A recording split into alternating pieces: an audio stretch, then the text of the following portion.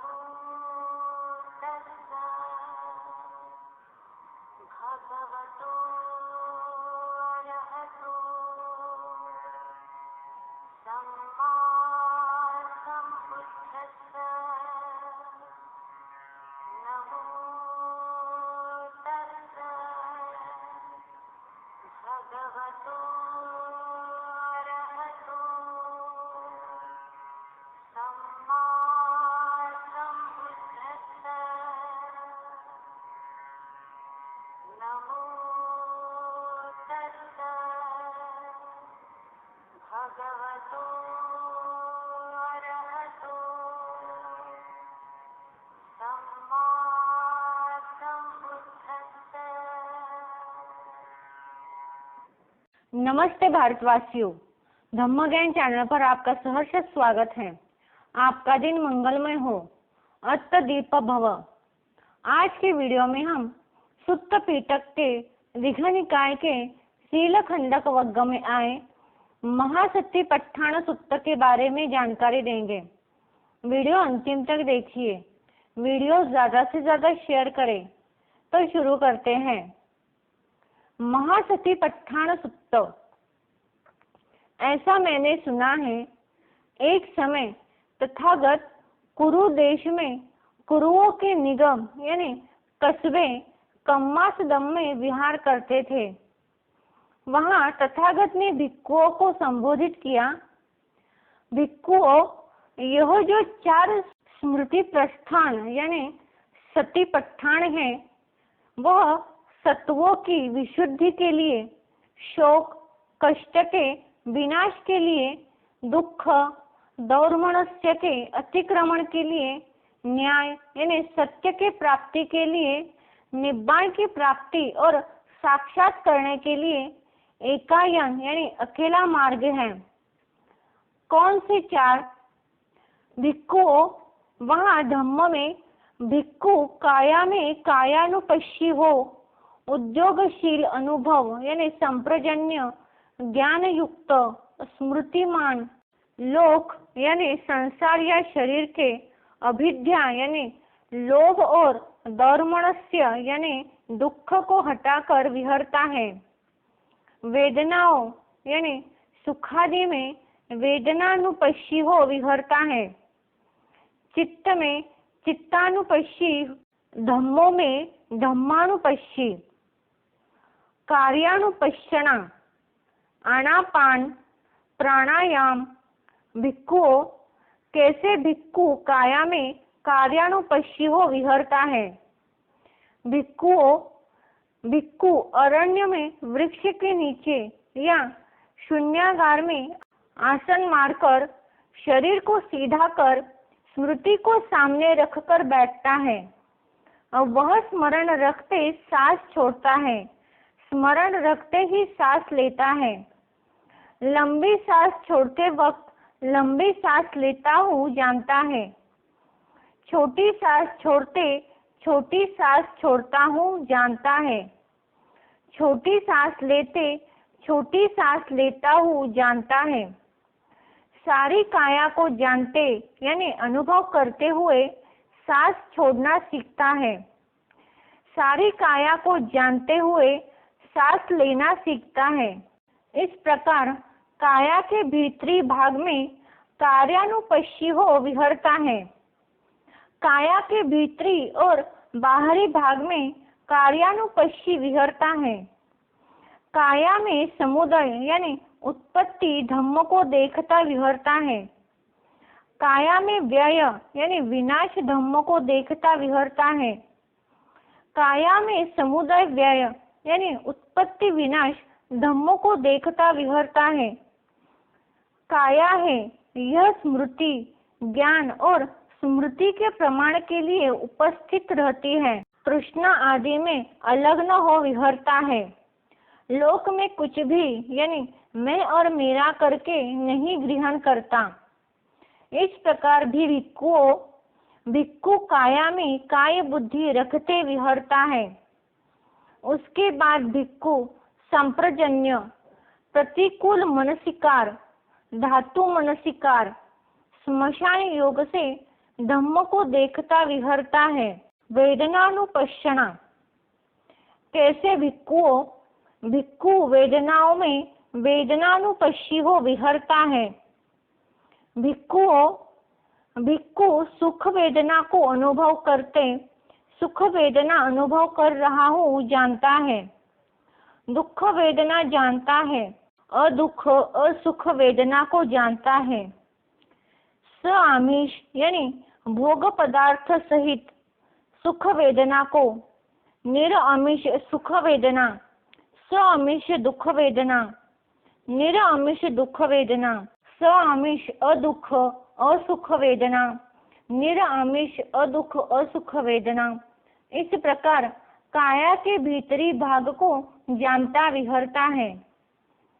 चित्तानुपश्यना, कैसे भिक्खु चित्त में चित्तानुपश्यी हो विहरता है।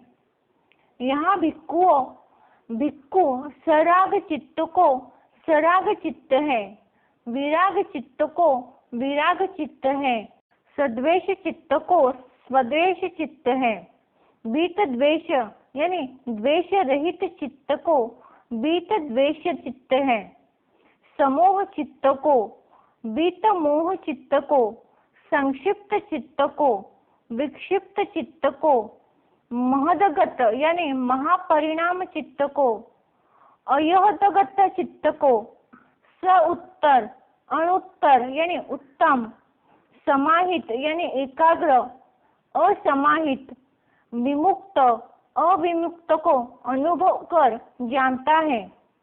इस प्रकार काया के भीतरी भाग को जानता विहरता है। धम्मानुपश्यना, निवारण, कैसे भिक्खु धम्म में धम्मानुपश्यी हो विहरता है। भिक्खु 5 निवरण धम्म में धम्मानुपश्यी हो विहरता है। कैसे भिक्खु 5 निवरण धम्मों में धम्मानुपश्यी हो विहरता है। यह 5 निवरण है। पहला काम छंद कामुकता, दूसरा व्यापाद द्रोह, तीसरा त्यान मृग्ध तन मन का आलस्य, चौथा औद्धत्य कौकृत्य उद्वेग खेद, पांचवा विचिकित्सा संदेह। भिक्खु 5 उपादान स्कंध धम्मों में धम्मानुपश्यी विहरता है। उपादान स्कंध, पहला रूप, दूसरा वेदना, तीसरा संज्ञा, चौथा संस्कार, पांचवा विज्ञान यानी चेतना। भिक्खु आयतन, भिक्खु 6 आध्यात्मिक यानी शरीर के भीतरी, बाह्य यानी शरीर के बाहरी आयतन धम्मों में धम्म अनुभव करता विहरता है। पहला चक्षु, दूसरा श्रोत, तीसरा घ्राण, चौथा जिह्वा, पांचवा काय, छठा अभ्यंतर मन अथवा उसके विषय। भिक्खु 7 बोधि अंग धम्मों यानी पदार्थों में धम्म यानी स्वभाव अनुभव करता विहरता है।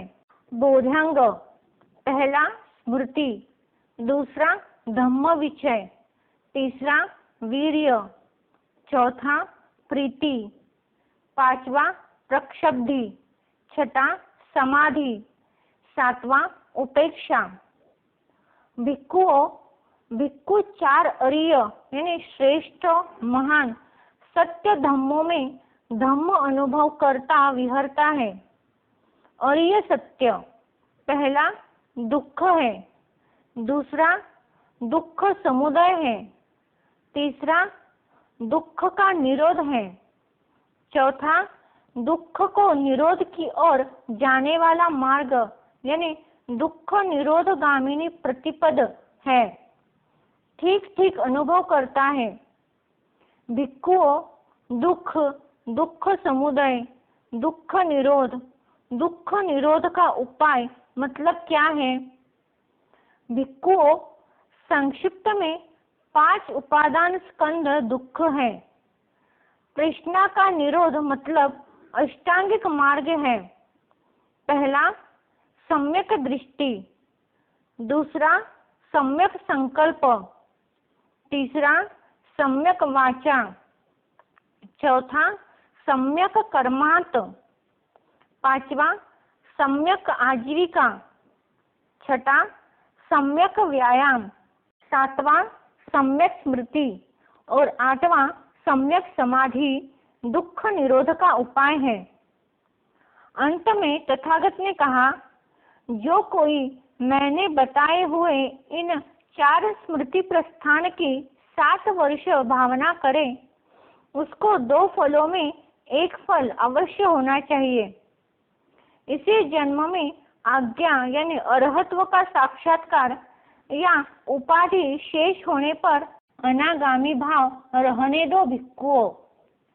7 वर्ष जो कोई इन 4 स्मृति प्रस्थानों को इस प्रकार 6 वर्ष भावना करे, 5 वर्ष, 4 वर्ष, 3 वर्ष, 2 वर्ष, 1 वर्ष, 7 माह, 6 मास, 5 मास, 4 मास, 3 मास, 2 मास, 1 मास, अर्ध मास, सप्ताह, भिक्षुओं, वह जो 4 स्मृति प्रस्थान है, वह सत्वों की विशुद्धि के लिए, शोक कष्ट के विनाश के लिए, दुख दौर्मनस्य के अतिक्रमण के लिए, न्याय यानी सत्य की प्राप्ति के लिए, निब्बाण की प्राप्ति और साक्षात करने के लिए एकायन मार्ग है। यह जो मैंने कहा, इसी कारण से कहा। तथागत ने यह कहा। संतुष्ट हो उन भिक्षुओं ने तथागत के भाषण को अभिनंदित किया। तो आज के लिए बस इतना ही। अगले वीडियो में हम पायासिरा जन्म सूत्र के बारे में की जानकारी देंगे। अगर आपको यह वीडियो अच्छा लगा तो धम्म ज्ञान चैनल को सब्सक्राइब, लाइक, शेयर, कमेंट करना मत भूलिए।